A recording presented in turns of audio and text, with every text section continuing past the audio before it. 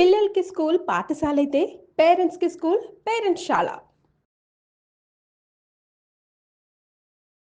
నమస్తే రమగారు. నమస్తే జయ. రమగారు, రొటీన్‌గా కొన్ని పనులు చేస్తూ ఉంటాం మనం కదండీ. ఆఫీస్‌లకి వెళ్ళేవారు మార్నింగే లేవటం, పిల్లల్ని రెడీ చేసుకోవటం, వాళ్ళు రెడీ అవ్వటం, బాక్సులు పెట్టుకోవటం, ఆఫీస్‌కి వచ్చేయటం, మళ్ళీ ఇంటికి వెళ్ళటం, మళ్ళీ నైట్‌కి ఏం వండుకోవాలి, ఏం తినాలి, రేపటి బాక్సులు ఏంటి. లేదు, ఇంట్లో ఉండేవాళ్ళు ఉంటారు, పిల్లల్ని పెద్దవాళ్ళని అందరినీ పంపించేశాక ఖాళీగా ఉంటారు, కాస్త రిలాక్స్డ్గా. ఆ టైం ఒక్కొక్కసారి ఏమనిపిస్తుందంటే, ఖాళీగా ఉంటున్నా, నేను ఏదైనా ఒకటి చేస్తే బాగుండు అనే ఒక ఆలోచన వస్తుంది. ఇంకా ఆసమ్మ ఓసమ్మ అనుకుంటే కబుర్లు చెప్పుకోవటము, చుట్టాలకి ఫ్రెండ్స్కి కాస్త ఎంతసేపు మనం మాట్లాడుకుంటాం, ఎన్ని రోజులు మాట్లాడతాం. వాళ్ళకంటూ స్వతహాగా ఏదైనా ఒక వర్క్ ఉందనుకోండి, దాని మీద ఉంటారేమో బహుశా. బోర్ కొడుతుంది నిన్న అనే మాట వింటూ ఉంటాం కదా. అలాంటి వాళ్ళు టైంని ఎలా ఫిల్ చేసుకోవాలండి? నీ బోర్ కొడుతోంది మాట పిల్లలు ఎక్కువగా చెప్తారు. కాసేపు నా బోర్ కొడుతోంది. హాలిడే వచ్చిందంటే టార్చర్ రమ్మగారు. టార్చరే. ఇప్పుడు ఇండ్లలో ఉండే ఆడవాళ్లే కాదు జయ, వర్కింగ్ విమెన్ కూడా పిల్లలు పెద్దవాళ్ళు అయ్యేదాకా ఒక టఫ్ టాస్క్గా ఉంటుంది. ఎందుకంటే పిల్లల ఏర్పాట్లు చాలా ఉంటాయి కదా. వన్స్ వీళ్ళు ఏ కాలేజీలకో బయటికి వెళ్ళిపోయాక భార్య భర్త ఇద్దరే మిగులుతారు. అస్సలు ఆఫీస్ ఉన్నా కూడా ఇంటికి వచ్చేసరికి ఖాళీ ఇల్లు కరుస్తున్నట్టుంటుంది. బోరే. శనాదివారాలు బోరు, పండగ సెలవులు ఒక్కొక్క రోజు పండగలు వస్తాయి చూడు, సింగిల్ డే సెలవులు, అప్పుడు చాలా బోరుగానే ఉంటుంది. ఇళ్లలో ఉండే వాళ్ళకి ఎలాగూ బోర్ ఉంటుంది. ఇది సహజంగా బోర్డమ్ని జయించడం ఎలా అనే బేసిక్ క్వశ్చన్. అంతే అంతే, మీరు అన్నట్లుగా రమ్మగారు, ఇంట్లో ఉండేవారే కాదు, పిల్లలు హాస్టల్కి వెళ్ళిపోతారు ఒక వయసు వచ్చాక, లేకపోతే పెళ్ళిళ్ళ వెళ్ళిపోతారు, విదేశాలకు వెళ్ళిపోతారు, వీళ్ళిద్దరే మిగులుతారు. వీళ్ళు ఉద్యోగస్తులు అయినా కూడా నిజంగా 100% అండి. సాయంత్రం అయ్యేసరికి నేను నా సంగతి నేను చెప్పను నీకు, ఎప్పుడు అది అంటూ ఉంటారు, ఆవురమంటుంది ఇల్లు, ఏమి ఉండదు, ఏం చేయాలో తెలీదు. మళ్ళీ మీకు చేతి నిండా పని, ఫోన్ మోగినట్లే ఉంటుంది, పుంజీడు పుస్తకాలు ఉంటాయి, ఏవో ఉంటాయి, ఏవో ఒకటి సంగీతం దీర్ఘం తీస్తూనే ఉంటాను. అయినా కూడా పిల్లల లోటు ఉంటుందా రమ్మగారు? అబ్బా చాలా ఉంటుంది జయ. ఎంప్టీనెస్ సిండ్రోమ్ చాలా బాధిస్తుంది, చాలా బాధిస్తుంది. ఒక 10 రోజులు పిల్లాడు ఉండి వెళ్తే వాడు ఒక 3-4 రోజుల పాటు సాయంత్రం అయ్యేసరికి పిచ్చి వెర్రి ఎత్తిపోయి ఏదైనా తినేసి అటు ఇటు తిరిగి అర్థం కాదు, ఇంకా అర్థం కాదు. ఒక్కోసారి ఏడుపు వచ్చేసి ఖాళీగా ఉన్నట్టుండి అలా అయిపోతాం. అన్ని రోజులు ఒకలా ఉండదు. ఎప్పుడో మనకే వ్యాక్యూమ్ విసుగ్గా ఉంటుంది చూడు, పనిలేవో అనుకున్నవి సరిగ్గా అవ్వవు, ఈ ఇల్లు కూడా ఖాళీగా ఉంటుంది. అలాంటప్పుడు ఇబ్బందిగానే ఉంటుంది, ఎంత బిజీగా ఉన్నా కూడా. తల్లుల గుండెల్లో వచ్చే వ్యాక్యూమ్ పూరించడం చాలా కష్టం, ముఖ్యంగా పిల్లల లోటు. అంతే కదండి, పిల్లల లోటు చాలా ఇబ్బంది పెడుతుంది. దీనికి ఏంటంటే ముందు అసలు బోర్డమ్ని జయించడం ఎలా అనేది ఒక పెద్ద పాయింట్. దీనికి బేసిక్ థింగ్ ఒకటి ఉంటుంది జయ, పని ఏదైనా చేయటం. ఈ పనిలో కష్టమైనవి, తేలికైనవి, ఖర్చు పట్టేవి, ఏ ఖర్చు లేకుండా చేసేవి, కాలక్షేపంవి, ఇంటికి ఏదైనా ఉపయోగపడేవి, మనమే ఏదైనా నేర్చుకునేది, నేర్చుకున్న దాన్ని ఎగ్జిబిట్ చేసేది, ఇవన్నీ పనులే. వీటితో పాటు physical exercise, mental exercise, brain gym, ఇవి కూడా పనులే. అక్కడి నుంచి ప్రత్యేకంగా పని కట్టుకుని ఎవరినైనా పలకరించడం, అది పనే.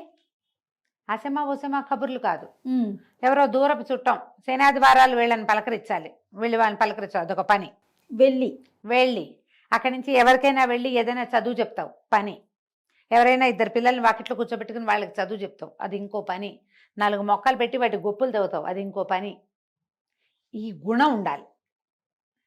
ఈ మొత్తం పనిచేసే గుణాలన్నీ మనకి ఉంటే మనకు బోర్ కొట్టదు. ఎప్పుడైనా వచ్చిన వ్యాక్యూమ్ని మనం ఏదో ఒక పనితో ఫిల్ చేస్తాం.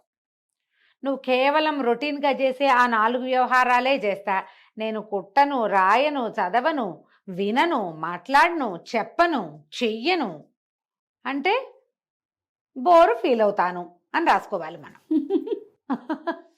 అంతే కదా. ఇవి ప్రత్యేకంగా వీటిని అలవర్చుకోవాలి.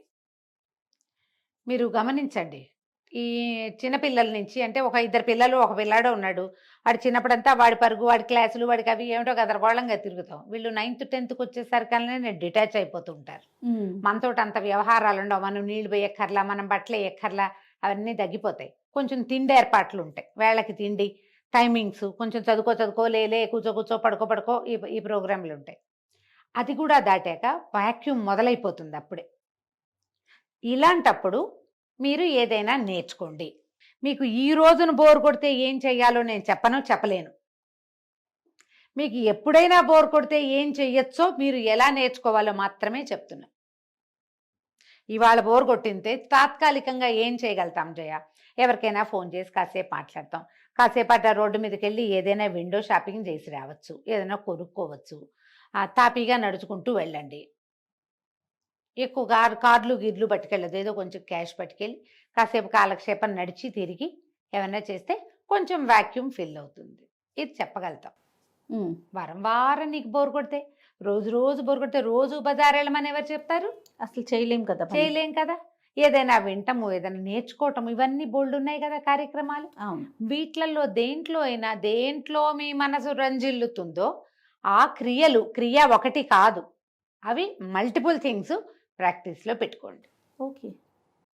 ఏదో ఒకటి నేర్చుకుంటా అంటే ఒకటి మీకు కాలక్షేపాన్ని ఇవ్వదు, ఒకటి కొన్నాళ్ళకి రొటీన్లోకి వెళ్ళిపోతుంది. మీకు మొక్కలు పని ఉందనుకో, అది రొటీను. మీ వంట చేసుకోవటం, మీ పూజ చేసుకోవటం లాగా మొక్కలు రొటీన్.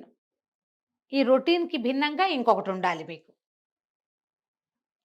ఇన్ని పెట్టుకుంటే ఏమవుతుంది, ఈ మల్టీ టాస్కింగ్ వల్ల బ్రెయిన్ ఆక్యుపైడ్గా ఉంటుంది. దీంతో మీకు చాలా ప్రయోజనాలు ఉంటాయి. మనకి మీకు అంటే నేనేదో నా గురించి చెప్తున్నట్లేదు కదా, నాకు కూడా నేనైనా చేస్తా అదే.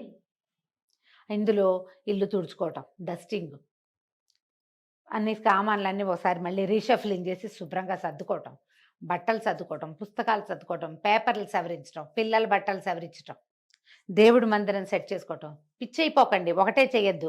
అందుకే ఇన్నని చెప్తున్నా. ఒకటే చేస్తున్నావు అనుకో ఓసిడి కింద పరిణమిస్తుంది. అవును, మనకు అదొక ప్రాబ్లం ఉంటుంది కదా, అందులోకి వెళ్ళొచ్చు. తేపకు ఒకటి పెట్టుకోండి.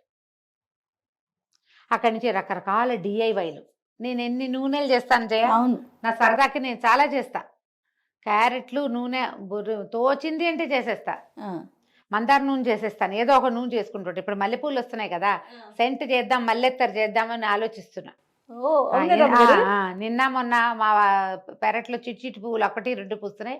ఇవాళ మా కింద జ్ఞానశ్రీ ఇన్ని పువ్వులు పట్టుకొచ్చింది. పువ్వులు కట్టి దేవుడి దగ్గర పెట్టాక వంట చేస్తున్న చేతులు అదే వాసన వస్తున్నాయి జయ. మల్లెపూల వాసన వదల్లా అసలు. అనిపించింది మల్లెత్తరు చేసుకుంటే ఎలా ఉంటుంది. నేను రోజు వాటర్ అవి చేసుకుంటాను. అవును అవును రమ్మగారు, మీరు ఇది మాట అంటే గుర్తొచ్చింది. మీరు ఒకసారి క్యారెట్ తో కొబ్బరి నూనె ఫేస్ ఆయిల్ చేశారు, గుర్తుందా? అది ఇప్పుడు ఎంత ట్రెండింగ్ లో ఉందో తెలుసా రమ్మగారు? మీరు ఎప్పుడనగా చేశారు? దాదాపు 2.5 సంవత్సరాలు అవుతోంది కదా. మనం యాక్చువల్ గా క్యారెట్ ఆయిల్ 3 ఏళ్ల క్రితం చెప్పాం, 2 ఏళ్ల క్రితం చేశారు కదా. ఇప్పుడు ట్రెండింగ్ ఉంది. ఖుష్బూ గారు వాడారట, అది ఆవిడ ఒక ఇన్స్టాలో పోస్ట్ పెట్టారు. మన వాళ్ళేమో ఖుష్బూ ఆయిల్ నేను ఇన్స్టాలో చూస్తా ఉన్నా. నేను మొన్న మన పిల్లలకి చెప్పాను, రమ్మగారు ఎప్పుడో చేసాం కదా మనము, మళ్ళీ ఇంకొకసారి మన వాళ్ళు జాగ్రత్తగా ఖుష్బూ వాడిన ఆయిల్ అని రాసి పెట్టారు. అదే మళ్ళీ పోస్ట్ చేశారు. అదే అసలు చెప్తాను, దానికి వచ్చిన కామెంట్లు చూసి నాకు నవ్వొచ్చింది. ఖుష్బూకి మీరైతే, ఖుష్బూకి నేను ఎందుకు ఇస్తాను, నాది నేను చేశాను. మీరు ఎప్పుడో చేసాం మనం, పాతది వీడియో. వీళ్ళతో వాళ్ళకి తెలియదు కదా, వెళ్ళలేదు కానీ. బట్ ఆయిల్ ట్రెండింగ్ లో ఉంది, మళ్ళీ పోస్ట్ చేయండి అని చెప్పాను. ఆయిల్ వీడియో చూసి ఓర్ని భలే వేశారే అని అనుకుని నా ప్రతి పేరు నా ఖుష్బూ గారు వ్యవహారం నాకు తెలీదు. నేను ఆవిడని ఎప్పుడు ఫాలో అవ్వలేదు. నేను ఆ వీడియో మెసేజ్లు చూసి అనుకున్నాను, ఓర్ నాయన ఎప్పుడో చేసాము, ఇది చేశారు. అవును, నేను అదే అనుకున్నాను. లేటెస్ట్ కాదు, కిచెన్ స్టార్ట్ చేసిన మొదటి సంవత్సరం చేసాం. అవును, ఇప్పుడు ఏంటి అత్తరు చేయబోతున్నారా? అత్తరు చేయబోతున్నా, చేసుకోవాలి, మళ్ళీ అత్తరు చేద్దామని అనుకుంటున్నా. ప్రాసెస్ తెలుసా రమ్మగారు? నేర్చుకున్నారా? తెలుసు, అడగమచ్చా, చెప్పమని అడగద్దు, నేను చెప్పను. ఇప్పుడు మనకు ఒక వీడియో చేస్తారా? కష్టం, టైం పడుతుంది. అది డేస్ వైజ్గా తాపీగా చేయాలి, టైం పడుతుంది. నిదానంగా చేసుకుంటే, మన పెరట్లో పువ్వులు ఉన్నాయనుకో, కాసిన పూలతో రోజు కొద్దిగా అట్లా తీసి పక్కకు పెట్టుకుంటే ఒక 10 రోజులకి ఆ పువ్వులు అయ్యే లోపల అన్నాలకంతా తయారవుతుంది. వాసన బాగుంటుంది, ఏదైనా చేద్దాం అనిపిస్తుంది.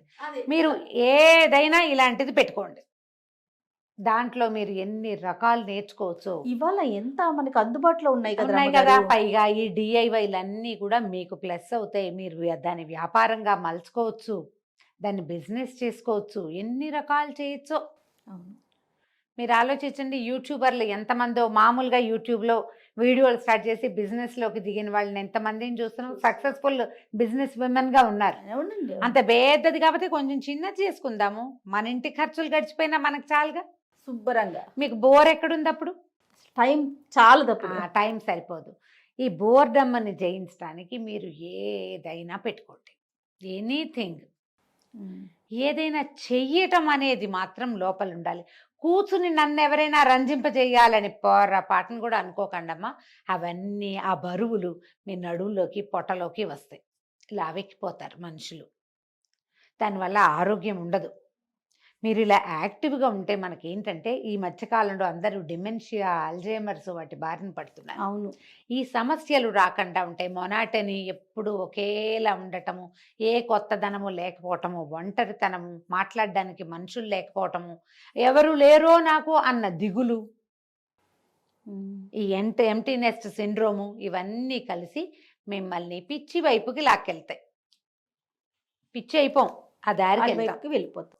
సుఖమేది, సంతోషమేది. అంతే. ఉన్నన్నాళ్ళు మనం హ్యాపీగా ఉండాలి. పిల్లలు మనతో ఉన్నా హ్యాపీగా ఉండాలి, పిల్లలు లేకపోయినా హ్యాపీగా ఉండాలి. అసలు మనతో మనం హ్యాపీగా ఉండడం ఎలా అనేది ప్రాక్టీస్ చేయండి. దానికి మీరు ఏం నేర్చుకున్నా, ఏం చేసినా మంచిదే. ఓకే. కానీ చెయ్యడం అనేది మాత్రం మానద్దు. మీరు ఏదైనా చేస్తూ ఉంటే అంతగా బాధించదు, బోరు. అప్పుడప్పుడు కాస్త ఇబ్బందిగా ఉంటుంది.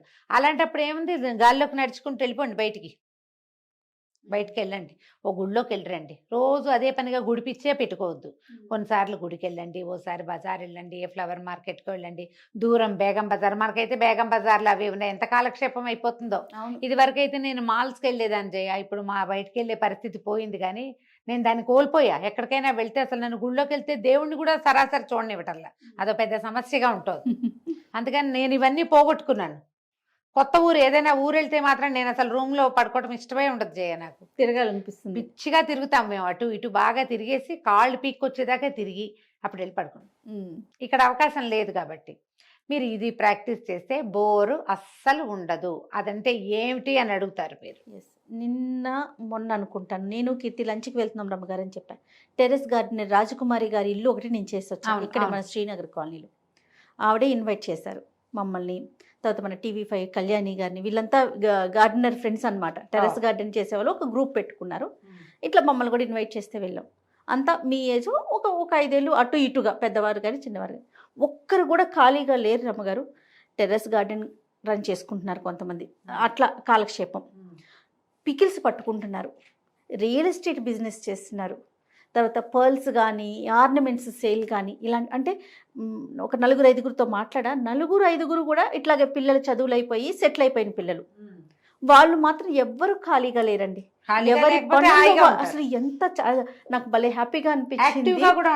యాక్టివ్గా ఉన్నారు రమ్మగారు, యాక్టివ్గా ఉంటారు. సొంత ఖర్చులు వెళ్ళిపోతాయి, మన కాళ్ళ మీద మనం నిలబడుతున్నామని ఉంటుంది. ఆత్మనిర్భరత అంటారు చూడు, అది ఉంటుంది.